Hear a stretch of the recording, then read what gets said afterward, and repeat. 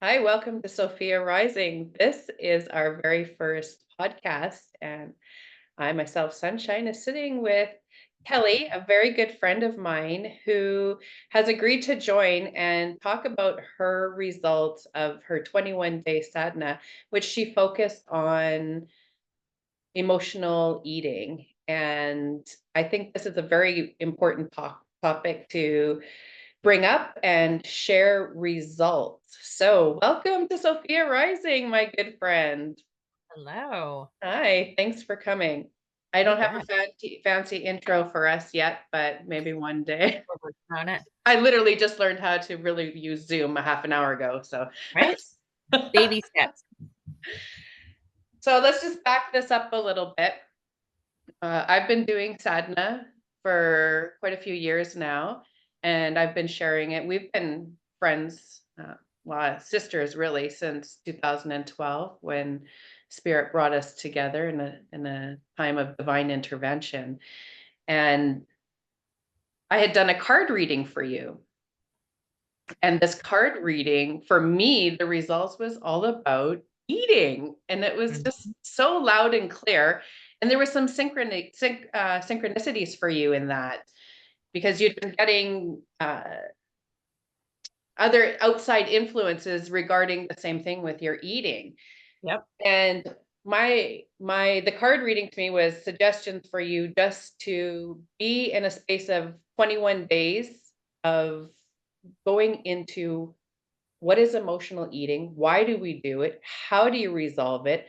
So, this podcast, this conversation we're having is about resolving emotional eating boots on the ground. So, thank you for being so available to share your journey and the results that you have yourself to this point have gathered and being willing to share them. This is something that I myself do, emotional eating. We all do it, We do. right? So I would just like to hand over the space to you to share, give a little bit of background about yourself and what brought you to this point of just this needs to change. So I'll be 48 in April. And for the last few years, I have been dealing with menopause, which we can talk about that on a whole other podcast. But all of a sudden, I just looked down one day at my body and I didn't recognize myself. So um, I've never had an issue with my weight per se ever. I was always into sports and very active. I still am active. And so it was kind of one of those like slap in the faces, like, what's going on here? Like, what's happening? And I was always able to eat anything. If I wanted a cheeseburger late at night, or if I wanted a bag of chips or whatever, all that kind of stuff, it never affected me. Um, and then fast forward to dealing with the menopause. I've been to a naturopath. I've dealt with my regular doctor. I've done the estrogen. I've been on all the pills. I've been on all this stuff. And finally, I was like, okay, like I just want to do things naturally. So I started looking at stuff like that. Well, then fast forward to my conversation with you and the reading. I think you and I had talked about stuff for a while off and on about eating and weight and whatever, and making the jokes and whatever. But then when you did my reading and then it specifically was talking about that, I was like, whoa, okay. And then you'd mentioned sadna, and I was like, okay, I'm gonna try this because I've literally tried everything else. I've tried all the diets, I've weighed my food, I've taken the pills, I've ordered the stuff online that's like you can get skinny and do all the shit. I've done it. I've done it. I'll admit it. I've spent the money, I've done the research, I've tried to do all these things, and nothing was working. So I was like, okay, I'm gonna roll the dice here and try it one more time. How's it gonna hurt? And the interesting thing was in the beginning, I was, going through the process. I was doing the time, I guess, per se. And then I think by like day 3 or 4, all of a sudden it was just like this like aha moment where I was just like I was getting it. I was starting to understand what was happening. It was kind of like peeling an onion where I was like, okay, I'm starting to really understand what emotional eating was. And for everybody, it's different. For me specifically, what I realized just watching some TED Talks, because that's what I did. I listened to podcasts or watched some TED Talks, which I highly recommend. Um, was for me, it was my childhood. So I grew up and my parents were divorced. So there was a scarcity there of being a single mom with on a fixed income. And so, like Fridays when we would go to Save on Foods, and my mom would be like, "Oh, just grab a treat." We always aimed for the sugar. It was the donuts, it was the chips, it was the things that were not a necessity during the week in order for us to live, right? So you kind of get used to that. Oh, it's a treat. She'd also disclosed that when she was growing up, her parents were going through the depression, and my she remembers my grandma feeding everybody else. So there was her and her brother and her dad, and my grandma wouldn't eat, but she wanted to make sure that they got fed. So it's that ancestry thing of like peeling back and seeing where everything kind of starts from. And then fast forward to my life now. So my husband works in the oil patch, so he's away for 3 weeks at a time. So I'm busy, busy, busy, busy all day, doing the things. And then when I'm sitting at home alone, I was realizing like, okay, I'm grabbing for the stuff. There's the bag of Doritos. There's the 2 liter of Pepsi. There's the ice cream, to make myself feel better. And that's like doing all the sadna. I was realizing like, okay, wait a minute. Like I'm starting to see like a pattern here. What's happening? So even if I wasn't lonely, if I was happy or if I was sad, there was always a reason for the crappy food. And it was almost kind of like that boost of like, it's like that sugar rush.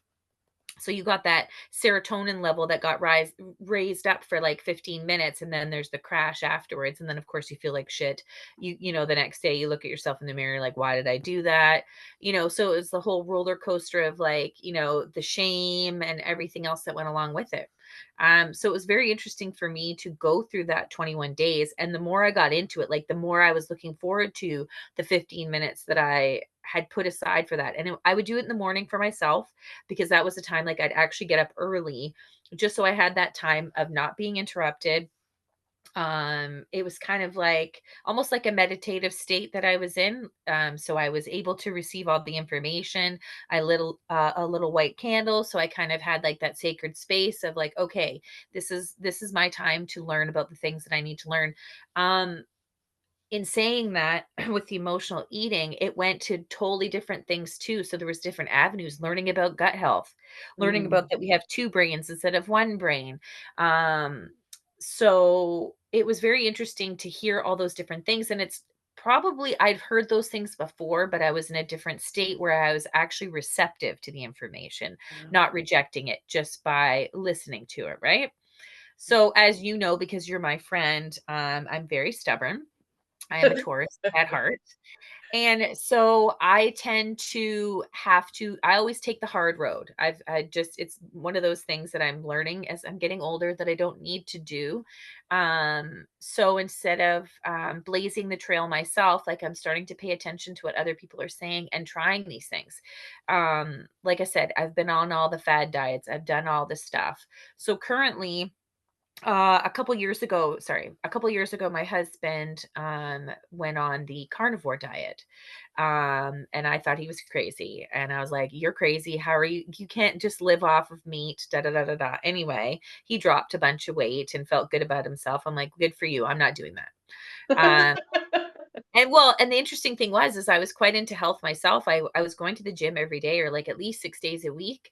But I still wasn't ready to give up the sugar and all that stuff. I was like, no, I'm not doing that. Like I have to, if I'm going to the gym, I'm not giving up the sugar. I was just gonna say, did you find that you justified eating the crap because you're like, Yeah, I work I'm going to out, the gym. Yeah, I work out. Look at these biceps. Like I don't have to worry about that. Right. right? So, and it's true. That's the ego, right? I'm like, no, you do you. I'm just going to figure my own shit out. So we'll fast forward to now where I'm like, okay, Full I circle do, back yeah, to I do the sadna. It's sad because, I fight my husband on so many things, and a lot of the times he's right. And I think it's just, again, we'll a just thing block where that part out if he watches no, this. it's true. true, Dan. You're hearing me. I should listen to you more. So and it was just but it was almost for same thing for, and he knows how I am. He knows that I have to figure shit out for myself. So for me, it was like, okay, I did this sadness for 21 days. So after that, I was like, how am I going to change and how do I need to make things different? And then all of a sudden all these things kept popping up on my, of course, our AI is, blazing trails of carnivore. So I'm like, okay, you know what? I've tried all the other things. Let's just try this and see how it's going.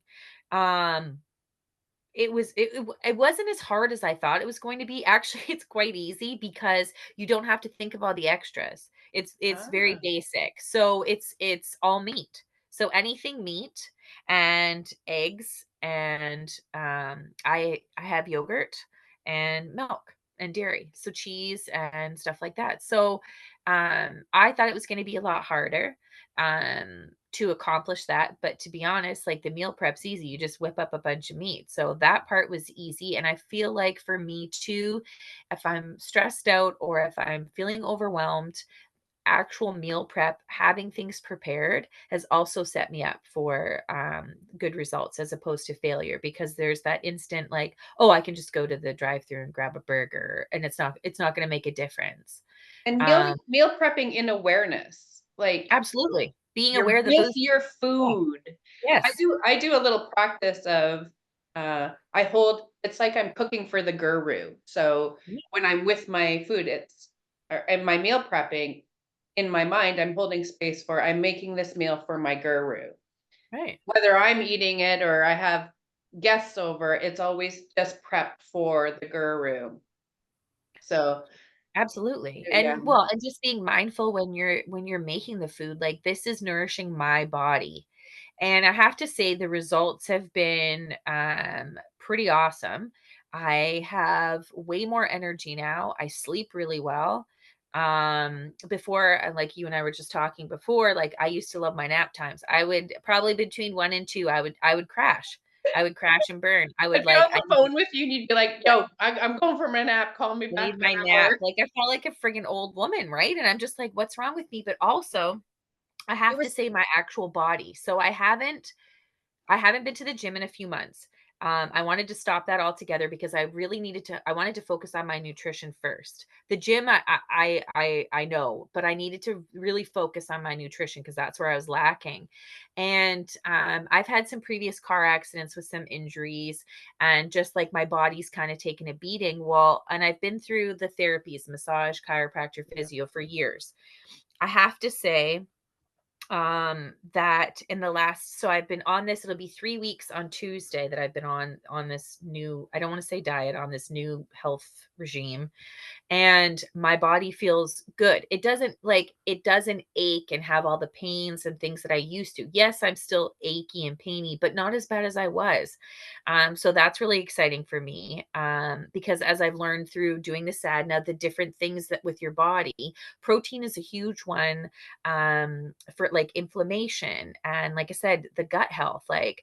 Like it just some of this stuff is just mind blowing. People will have to like go on their own journey and figure it out. But for me, it was really important. And realizing too with the sugar, I didn't realize how much sugar was in my diet. I love my bread. I started making homemade Mm. bread. Like I got excited about that. But when you see the amount of sugar and processed shit that's in everything and not realizing how it actually affects your body, like so when you strip everything back, you get to see it, like, up close and personal, and I've lost 7 pounds, which is great, but, like, the weight part doesn't even bother me. I just actually feel good in my skin. Like, I don't feel like before I was just like, I'd look down and be like, "Oh god," like, right? And I've never had that feeling There's before. that Like, I negative yeah, body body reduction, shaming. yeah, body shaming, Yeah, yeah. and you know what? And that's so sad because I've never been like that, but I was so, like, almost, like, disgusted with myself, and the sad part is it was partially me, obviously, because of the emotional eating that had led to all this stuff, but Yeah. then, like, menopause, like, really, women need to talk more about that too because it really comes in and kicks your ass, and that, I think, was the eye opener for me in order for me to have this journey to figure out, like, "Okay, I need to do things differently here, and I need to take a better look at my health, and what does that look like?" And that was really important to me, and it's exciting now. And yes, some of my meals are boring, but honestly, I'm so full. I don't eat as much as I used to, and Yeah. I also started doing intermittent fasting. So I work at the post office, like, casually. So I get off at 11 o'clock. So I literally will not eat a meal until after I get home. So anywhere between 11:30 and 12.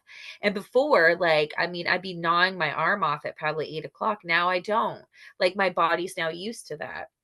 Yeah. Also, instead of when I was waking up, drinking coffee right away. I mean, don't get me wrong, I still drink my coffee, but even learning about cortisol levels and drinking water for the first hour, at least for the first hour. If I can get through the first hour and haven't killed anybody yet, then that's fine.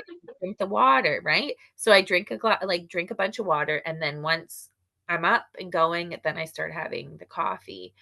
So yeah, it's been an awesome journey. I would highly recommend anyone who is having any issues or even just want is curious about it, just do the sadhana, do the 15 minutes, even if you're not in sadhana. If you want to call it that, you don't want to call it that, whatever it looks like, just being mindful and spending the time, like 15 minutes a day. That's it.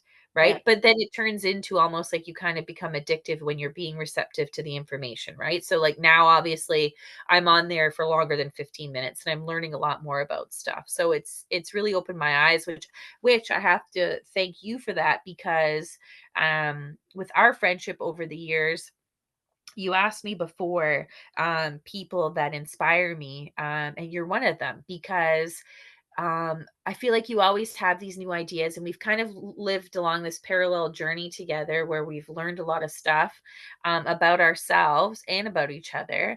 And if it wasn't for you, I wouldn't have gone on this journey to look deeper into my health. So I appreciate you and respect you for all that you do. And yeah, it's just awesome. Yeah. You were sharing with me that you also noticed a difference in your brain fog and your mental clarity. Oh yeah. So, part of the menopause is the brain fog. But honestly, since in the last few weeks, like, I just feel like things are clear. I mean, yes, I still forget stuff, but it seems like I'm more in tuned with things. And I'm not sure if that's also like a spiritual side of myself that I've become paying more attention, being mindful. Like we were talking about being mindful, like when you're eating, right? Paying attention to what you're eating and why you're eating. And are you eating in silence? Are you eating with music? Are you eating it aloud with your family? Like, what's happening there? Or Right? on your On your phone. exactly, on your phones. Like, it's just that's the Yeah. thing. I have a rule at my house when we're at the dinner table, like, no. I don't, and even when I go to family members' places, I just went to visit my family and I was like, "Hey, what's going on here?" I'm like, and everyone, like, looked at me. I'm like, "No, no, we're all gonna be present right now. We don't need to be on those devices." Right? But it's simple things, simple Yeah. practices, right? Like, which is important, So right? you did TED Talks and just kind of weaved your way through that for Yeah, information. Was yeah. there anyone that stuck out for you that you found exceptionally helpful or that you can recall off the top of your head that you would share? To be honest, there were so many. Uh, So that was the thing too. For me, I felt what I did was I like TED Talks because it's a short span. You get about 15, 20 minutes because that's the limited time that they have. So they kind of get right to the point. There's no talking around stuff. So what I punched into, like, the YouTube and TED Talks, I punched in emotional eating. And there was lots of them. So you kind of go through, there was quite a few women, but there were some men too that had some interesting things to say. And every time I went on there, there was someone different. There was a few that I wanted to that I would hit repeat on, which I kind of enjoyed. I can't, for the off the top of my head, think of what her name was, but it was like, just like some one-liners, and you're just like, "Oh gosh, that makes sense," right? Yeah, yeah. exactly.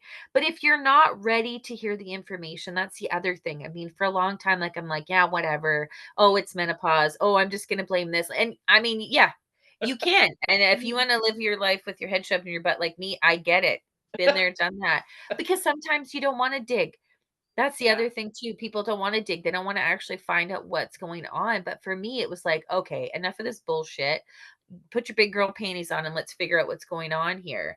So not only, like I said, did it open up those 21 days opened up a whole other chapter that I wasn't expecting. I'm not gonna lie. I thought, okay, Sonny, I'll do your sad now. Let's see what happens here. Right? Like, do you know what I mean? Right? Like, let's do it. That's great. And then I was like, oh shit, like this stuff is mind blowing. It's powerful. Yeah. I think it was the other day on my walk, I was sharing with you that there is, with sadhana, my experience is the power of transformation. And it's an alchemical process. And for myself, you get into this place of daily intentional sitting with your higher self and receiving, because you said it, you were tuning in, and we are like tuning Yeah. forks. Right. And so, what are we? I like to think of that line in Hotel California, programmed to receive, because we're Right. receivers, right? And we're also Yeah. perceivers. So, yeah, the it almost gets addictive, and It was. Yeah. yeah, and it's like the inspirational thoughts that just come in. It's like, whoa, whoa, whoa, and it just keeps coming and coming, and it's wild. It's like swimming through an ocean of divine inspiration. And I like to take the space after. So I do sadhana 4 times a year at the 3 weeks before the turning of the seasons. And I use it as a process of bringing in a new pattern. Mhm. And it takes 3 weeks to make or break a habit. And Mhm. we can replace the habits. It's like, if you want to release something, replace it with something of a healthier choice. And it takes Absolutely. conviction and work. So that's one of the first things I sit with my higher self, and I'm like, I need to be convicted here. Like, I obviously lack a little bit of willpower when it comes to whatever, and I'll ask for the conviction, and then it will come, and then it's easy peasy. It still takes work to remove that old way of being and move into the new. So that's what you're doing now, is you are right in this now moment experiencing the benefits of being convicted to go down this path. What is emotional eating? Because I think we had to process a little bit of, we had to go through a little bit of a dissection of getting down to the clear intention of what is it you want to do. And you said, I want to heal this emotional eating. It's like, okay, Mhm. well, What is it? root cause, Yeah. root cause. Yeah. What is it? Yeah. What do you do with it? How do you cure it? Yeah. Well, And and the thing is here too, you you gotta are dig a deep, month and some right? later, Yeah. and Killing me. killing it, feeling super great. You look great. I feel good. Well, You but the feel thing is good. you have to be ready, and that's the thing too. Yeah. I think you have to come to a point where are ready, you're actually ready, and actually mind, body, spirit ready, being like, "Okay." You kinda have to be at the bottom of the barrel, right? Being like, Yeah. "Okay, I've done all the things." Like I said, I have bought all the pills, I've done all the fasts, I've done this, I've done that. But and the other thing too is it's the longevity of it. Mm, Right? So, if you don't dig deep to find out what the actual root problem is of what's going on, like for me, I know that I was an emotional eater, but it was like, okay, why? Like, what's going on yeah. here? And where did it start? And that's kind of where and I Trying to remember one be of the happy, damn it. right? Well, that's the thing too. Like eating a tub of ice cream is not going to make you happy, right? It's like, okay. It So tastes good for the first 10 minutes, but well, that's the thing, but even just it's that 3 seconds too of the thought in your head. Like yesterday, for example, my son is sick right now, and he's not feeling good, and so he's like, but he wanted a burger from A&W. I'm like, "Okay, I can go get you a burger." So I literally had 2 coupons, like, cupped out, like, 1 for him, and I thought, "Well, for me, I'll just get some chicken," I was like, "I can do that, I can do that." Because there was that moment of, like, the week but that's my brain again, yeah. it's so triggered to be the comfort zone, so I was like as I'm driving there, I literally took the other coupon and I threw it o I was like, "No, you're not doing that." I got to the place, I ordered him his burger, and I came home, and then I ate the stuff that I had made for myself, and for me, that's a huge win. Like, Congratulations. I was like I was telling my husband, like, Went to town for same thing with my son's basketball. And we stopped and then everyone got McDonald's, but I got Ben some chicken nuggets or whatever. I could have gotten something, like even just a coffee or whatever, but I didn't. On the way home, we stopped at Tim Hortons. It's the same thing. It's so for me, it's those little wins. And when I got home, I called Dan. I was like, I can't believe I went through a drive-through and I didn't get anything. So, but and for some people that's not a big deal. For me that was, for again, going back to that treat value system. Well, I've had a really rough week or I've had a good week. What's the big deal if I get a burger? What's the big deal if I get this special coffee? But I don't need it. Yeah. So you know what I mean? It's going back to all those things, and even financially. So it's all those things that are streaming around right now. Life is not cheap. So not only am I not buying the crap that I really don't need With all the financially, I don't need to. extras and the Yeah, additives and and I don't need God it knows physically what in they my put in there. body. And then I also don't need to financially do that either, right? I'm just like, you can spend your money on something that's going to actually benefit your health. So Yeah. it's just all those things. So, like, yes, it's definitely opened up like way more doors than just like, why am I emotionally eating? It is like literally been a ripple effect. Um, and it's going to keep going because like I said, so right now I'm going on to the third week. I promised myself a month doing this new health regime, and then from there we'll see what happens. I don't know if it's not that I'm going to stop it per se, but I might add maybe some vegetables too, just add a bit of variety. But I could end up at the month and be like, no, I'm good. So I'm not really sure where that's headed, but I'm excited for the process. And then the next step will be hitting the gym, which is something I'm looking forward to, just seeing my body react to this newfound thing. I don't, but it's so with the sadna, like I said, like it's being present. It was like a mind, body, spirit thing. And ever since I started that, it's just doors keep opening in different areas, not just in my health. It's very rewarding, I would say. You broke pattern. Yeah. And that's what the universe needs us to do is break pattern because then Yeah. it can intervene. Yes. So, Get uh, out the comfort zone. pardon me? Get out of your comfort zone. Yeah. And that's Yeah. the alchemical process that I was mentioning. And it's the mind, body, soul. Yep. And then the integration of it and being with it. And right now you're in the experience doing and the nurturing. And for myself, the seeds that come from the sadhana, I'll sit with in the spaces between to get clear. The spring sadhana is coming up, which is Mhm. when I'll be planting my seeds that I want to come into fruition for. And when does that start? Pardon me? When do we start the next one? The 3 weeks before the spring equinox. I'll keep So you is it updated. yeah, you will. I'm hooked now, girl. You better hook I me up. know it's something. Well, Bodhi and I, for the first time since our union, we actually put our altars side by side and did our sadness together. He's on his completely different journey, but we're together on this journey. And just doing it with him was so empowering. It was like we kept each other accountable to show up for that sacred space time. We usually spent about an hour in that space at our altars with all Right. that we were doing and all the journaling and whatnot. Journaling was a big time for me, Mhm. this one. And I'm just got to notice that we're going to run out of time here. So I'm going to end with that. And I thank you so much, my friend, my sister, for being present today and sharing your story. And I look forward to our next conversation because I do believe this is to be continued. Oh, yeah, we always had lots to say. Oh, yeah. Uh, is there any one liner that stuck with you that you can share off the top of your head? Sorry to put you on the spot. Oh, I always have so many one-liners, it's hard. Never a dull moment's always one that'll There be you on my go. gravestone though, but yeah, to be continued. To be continued.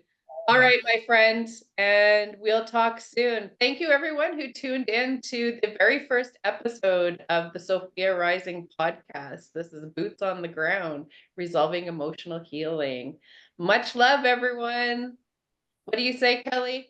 Love and light. Love and Love light. and light. All right. I'll talk to you later. Bye.